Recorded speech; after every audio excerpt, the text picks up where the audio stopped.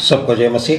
फिर से एक नए एपिसोड में आपका स्वागत करते हैं। पिछले एपिसोड में हम लोग यही देख रहे थे कि एक सिद्ध याजक कलीसिया का एक पास्टर कैसे होना चाहिए, एक अध्यक्ष को कितना गुण होना चाहिए। यहाँ पर बाइबल में 18 गुण के बारे में बताया है, तो वो हम लोग एक एक करके देखेंगे। अब ये 18 गुण क्या है, वन बाई वन हम लोग देखेंगे। पहले ये 18 गुण को बताते हैं। पहला है निर्दोष हो, एक ही पत्नी का पति हो। तीसरा है संयमी हो। चौथा है सुशील हो। पांचवा है सभ्य हो। छठा है पहुनाई करने वाला हो। सातवां है सिखाने वाला हो। आठवां है पियक्कड़ या मारपीट करने वाला ना हो। नौवां है कोमल हो। 10 है झगड़ालू ना हो। 11 लोभी ना हो। 12 अपने घर का अच्छा प्रबंध रखने वाला हो।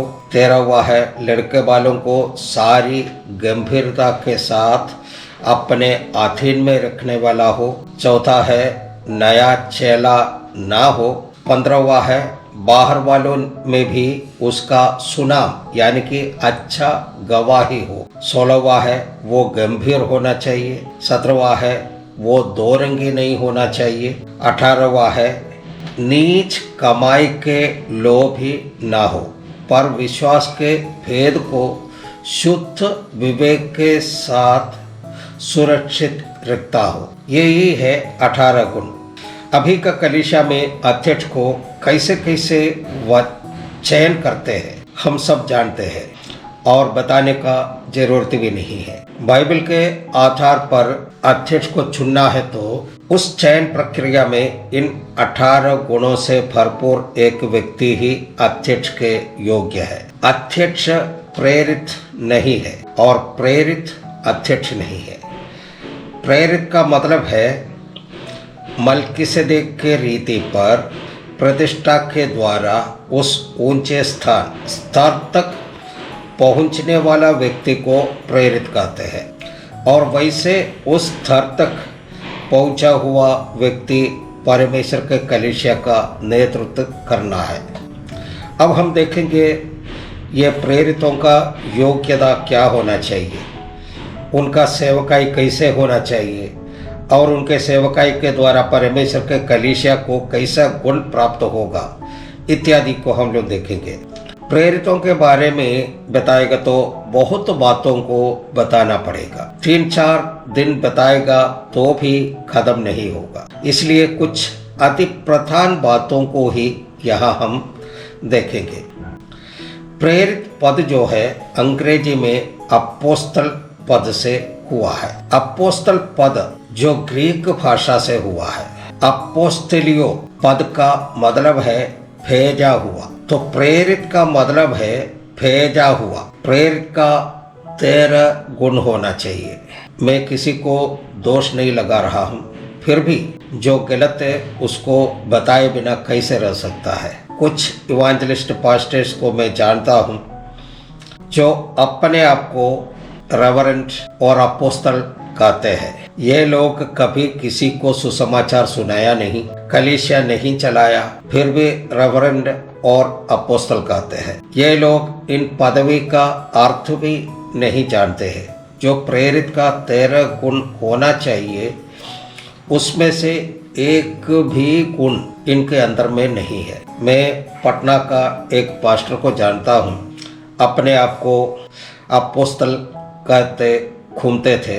वो उनका बेटा और उनका पत्नी अभी केरल के जेल में बंद है। हालेलुया। इसी से आप समझ सकता है वो अपोस्तल कैसा था।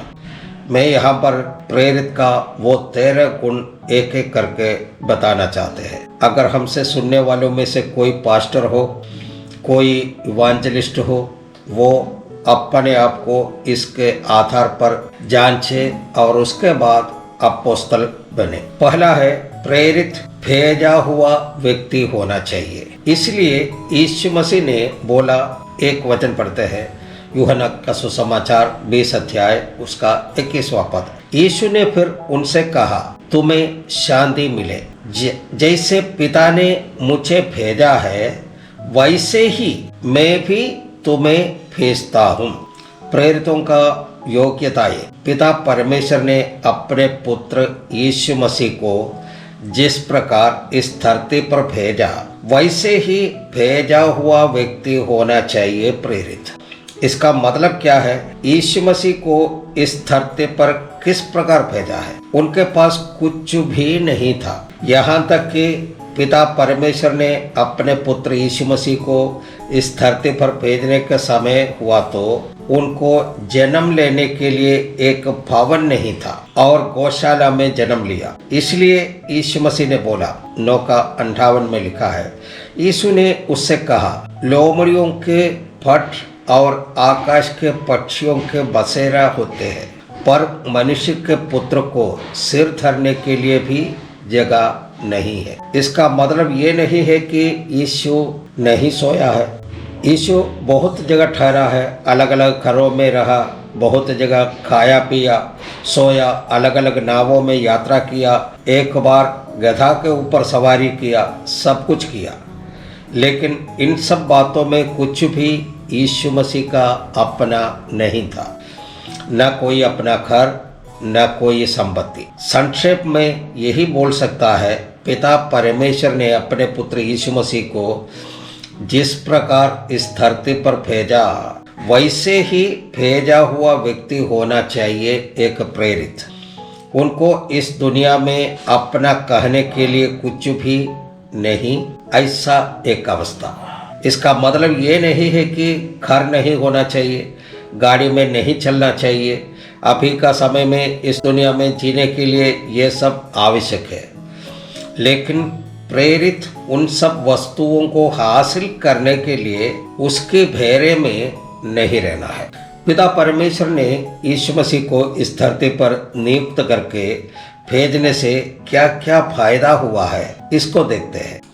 लूका 19:10 में ऐसे लिखा है, लूका 19:10 में ऐसे लिखा है, क्योंकि मनुष्य का पुत्र खोए हुओं को ढूंढने और उनका उद्धार करने आया है। यीशु मसीह कहता है, खोए हुओं को ढूंढने के लिए मनुष्य का पुत्र आया है। ऐसे ही प्रेरित लोग भी देश देश में, शहर शहर में, गांव गांव में, घर घर में जाकर खोए हुओं को ढूंढने का काम करना है। इसलिए हमारे जैसे लोग केरल को छोड़कर बिहार, यूपी, झारखंड, छत्तीसगढ़, मध्य प्रदेश, राजस्थान, पंजाब, हरियाणा, गुजरात, नेपाल आकर के खोए हुए भेड़ों को ढूंढने का काम करते हैं। अपने देश, अपने भाषा, अपने परिवार, अपना सब कुछ छोड़कर विपरीत परिस्थिति में, विपरीत मौसम में, अनजान भाषा बोलने वालों के बीच में भेड़ों को ढूंढने का काम करते हैं। परमेश्वर का धन्यवाद हो। लेकिन कुछ प्रेरित लोग ऐसे भी हैं जो केवल अपने नाम के साथ प्रेरित शब्द जोड़ने का ही काम करते हैं। वैसे प्रेरित अपने पास जो भेड़ है या थे उन्हें भी संभाल नहीं पाते हैं और केवल नाम लेकर चलते हैं, काम नहीं। ऐसे लोगों से सावधान रहना है। दूसरा गुण है, फिर यीशु मसीह कहता है, मैं इसलिए आया कि वे जीवन पाए और बहुतायत से पाए। यूहन्ना का सुसमाचार 10:10 वचन में लिखा है, चोर किसी और काम के लिए नहीं परंतु केवल चोरी करने के और घात करने को और नष्ट करने को आता है। मैं इसलिए आया हूं कि वे जीवन पाए और बहुतायत का जीवन पाए। जीवन देने और बहुतायत का जीवन देने के लिए यीशु आया है। ठीक वैसे ही प्रेरित लोगों का काम है परमेश्वर का दिया हुआ कलीसिया में जीवन प्रदान करे। इसलिए प्रेरित पौलुस कहता है, हमें मृत्यु और तुच्छ में जीवन देने के लिए। यही है नया नियम के कलीसिया का लक्ष्य। लेकिन अभी का प्रेरित लोग यही सोचता है, मैं पहले अपने ऐशोआराम के जीवन के बारे में सोचूं, उसके लिए नया नया स्पॉन्सर को ढूंढता हूँ, एक संस्था का गठन करना है, फिर मैं दूसरों का जीवन के बारे में सोचूंगा। देखिए वो दर्शन कहाँ से कहाँ चल जाता है। एक उदाहरण के लिए बताता हूँ। नया नियम का सेवकाई माता मकड़ी के जैसे होना चाहिए। माता मकड़ी अपने पेट के नीचे में एक छोला बनाकर उसमें अंडा देती है। कुछ दिन के बाद इन अंडों में से बच्चा निकलने लगता है और ये बच्चा उसी छोला में ही रहता है और अपने माँ को ही धीरे धीरे खाने लगता है। वो बच्चा बाहर तब निकलता है जब उनका माँ एक अस्थिपंजर यानी कि कंगाल नहीं बन जाता, तब तक ये बच्चा बाहर नहीं निकलता है।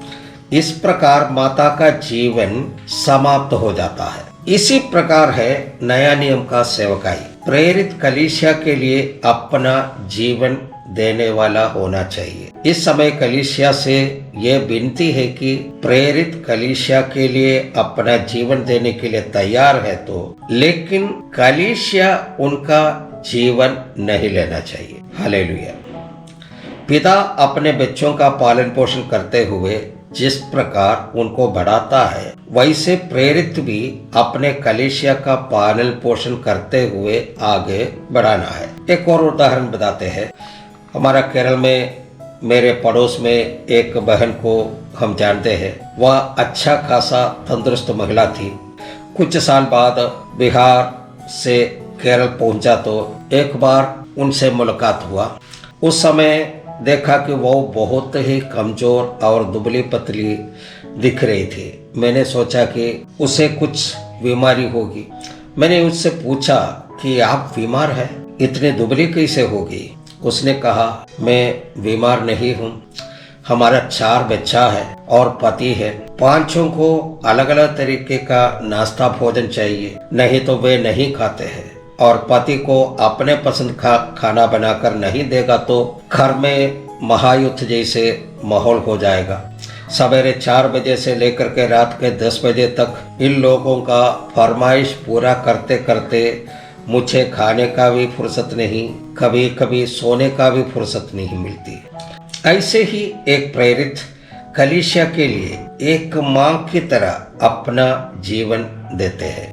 स्वयं घोषित प्रेरित से आग्रह करना चाहते हैं कि इसका उल्टा काम नहीं करे, जैसे आजकल कुछ पास्टर लोग प्रेरित लोग करते हैं। अपने कलीसिया के विश्वासियों को निचोड़कर अपना काम निकालना, कभी कोई मीटिंग, कभी कोई कन्वेंशन, कभी बच्चों का पढ़ाई, कभी अपने बच्चों को विदेश भेजने के लिए और ऐशोआराम का जीवन बिताने के लिए माने कलीसिया को चूसते हैं, कलीसिया का खून पी लेते हैं। पौलुस का उस कथन, हमें मृत्यु और तुच्छ में जीवन देने, उसका उल्टा नहीं करना है। हमें जीवन पाने के लिए तुम्हारा मृत्यु, प्रेरितों का सेवकाई ये नहीं है। आत्माओं के लिए अपना जीवन देना है। अभी यहीं पर समाप्त करते हैं। अगले एपिसोड में फिर मिलेंगे। तब तक के लिए सबको जय मसीह, सबको धन्यवाद।